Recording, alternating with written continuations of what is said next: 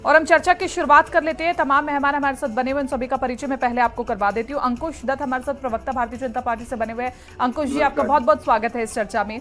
अनिल शर्मा हमारे साथ नेता कांग्रेस पार्टी से बने हुए हैं। अनिल जी, आपका भी इस चर्चा में बहुत बहुत स्वागत है। निरंजन पोद्दार हमारे साथ राजनीतिक विश्लेषक के तौर पर इस पैनल में मौजूद है। निरंजन जी, आपका भी बहुत बहुत स्वागत है इस चर्चा में। निरंजन पोद्दार जी, जिस प्रकार से कांग्रेस ने अपनी सरकार को बचाया है हिमाचल में, क्योंकि राजस्थान में भी हमने तस्वीर देखी थी, बहुत ही तारीफ करनी पड़ेगी पूर्व मुख्यमंत्री अशोक गहलोत जी की कि उन्होंने अपनी सरकार तब बचा ली थी और आज यहां पर भी हिमाचल में कांग्रेस ने अपनी सरकार बचा ली है। लेकिन बड़ा सवाल तो ये है ना कि आखिरकार कांग्रेस के साथ ऐसी परिस्थितियां बनती क्यों हैं? देखिए कृति जी, निश्चित रूप से आपको एक चीज समझनी पड़ेगी कि जिस तरीके से जो हम कह रहे हैं कि हिमाचल के अंदर कांग्रेस ने अपनी सरकार बचाई, निश्चित रूप से आप यूं कह सकते हैं कि ये अभी त्वरित रूप से तो आपको लगता है कि सरकार बच गई, लेकिन मेरे हिसाब से अभी वहाँ पे शांति और वहाँ पे स्थिरता का आप अभी वातावरण ना मान के चले। मैं ये बात क्यों कह रहा हूँ? ये बात मैं इसलिए कह रहा हूँ कि इसके दो मुख्य बिंदु है। पहला बिंदु तो ये है कि जो 6 विधायकों को अयोग्य घोषित किया है, ये लोग हाई कोर्ट और सुप्रीम कोर्ट का रास्ता पकड़ेंगे और वहां पे जाकर के मेरे हिसाब से इनकी जो अयोग्यता का सवाल है वो कहीं ना कहीं चाहे वो 2 महीने में 3 महीने में जब भी फैसला आएगा विधायकों के पक्ष में आएगा। ये बात मैं क्यों कह रहा हूँ? ये निश्चित रूप से अगर संवैधानिक रूप से आप देखेंगे तो ये बात सत्य है कि राज्यसभा चुनाव के अंदर कोई भी व्हिप जारी नहीं हो सकता और जब तक व्हिप जारी होने की संवैधानिक व्यवस्था ना हो तब तक कोई भी अयोग्य या दल बदल अधिनियम उसके ऊपर लागू नहीं होता। पहली बात।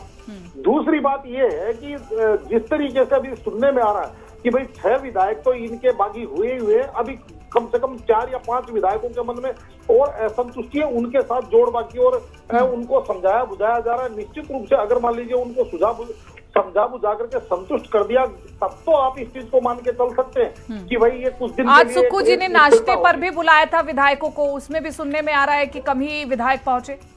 मैं इसी हिसाब से कह रहा हूँ। और ये संख्या बल दिखाने की कोशिश थी जी, निश्चित रूप से। देखिए सत्ताधारी पार्टी ये चाहेगी कि भाई वहां पे अपना सरकार का इकबाल कायम रहे और सरकार के पक्ष में आंकड़े नजर आए, लेकिन यहाँ पे मैं बता रहा हूँ ना कि उसके बावजूद भी वहां पे कुछ विधायकों की अनुपस्थिति और आज भी जिस तरीके के वहां के लोगों से बात होती है तो ये पता चल रहा है कि वहां पे सब कुछ सामान्य नहीं है। लेकिन यहाँ पे केंद्रीय आला कमान जैसे एक्टिव हुआ और ऐसा लगा कि भाई सुखविंदर सुक्खू जी को मुख्यमंत्री हटा करके और किसी दूसरे को सर्वमान्य नेता को मुख्यमंत्री बनाया जाएगा। क्योंकि आपने देखा होगा कि कल वहां पे ऑब्जर्वर के रूप में पहुंचे थे भूपेंद्र सिंह हुड्डा जी और डीके शिव कुमार जी, और उससे पहले भूपेश बघेल जी वहां पे पहले से मौजूद थे, राजीव शुक्ला जी पहले मौजूद थे, लेकिन उनसे वो स्थिति कंट्रोल नहीं हो पाई। और लेकिन कल अब जिस तरीके से चारों लोगों ने मिलकर के खड़गे जी से बात करी, उन्होंने कहा कि भाई सबसे बैठ करके बात कीजिए, अगर जरूरत पड़े, अगर ज्यादा असंतुष्टि हो तो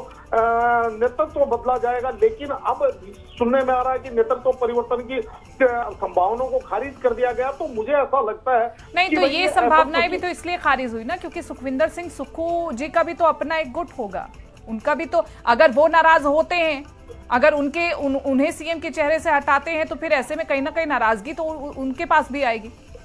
निश्चित रूप से कीर्ति जी, देखिए जब भी कोई प्रमुख पद होता है यानी कि मुख्यमंत्री जैसा कोई प्रमुख पद होता है तो उसके अंदर अपनी एक लोकलाइजिंग साथ में एक लॉबिंग होती है जो केंद्रीय आला कमान तक उसकी लॉबिंग, उस व्यक्ति की लॉबिंग करती है।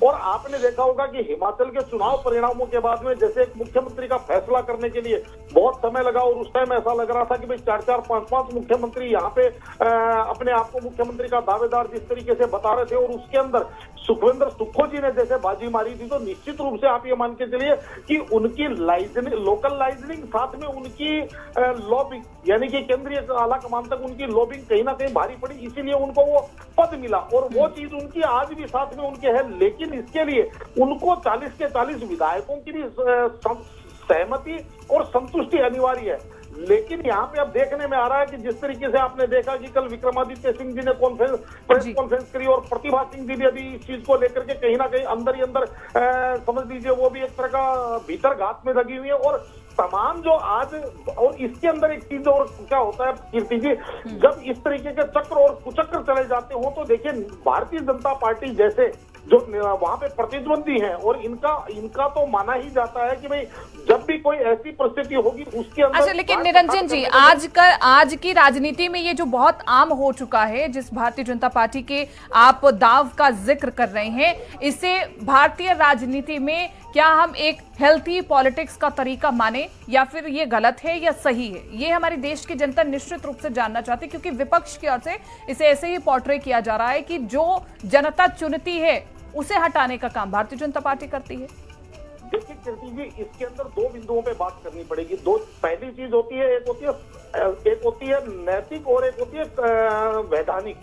तो वैधानिक चीजों का, उसके अंदर जो छिद्र हैं उनका फायदा उठा करके तमाम राजनीतिक गतिविधियां, राजनीतिक कलाबाजी होती है।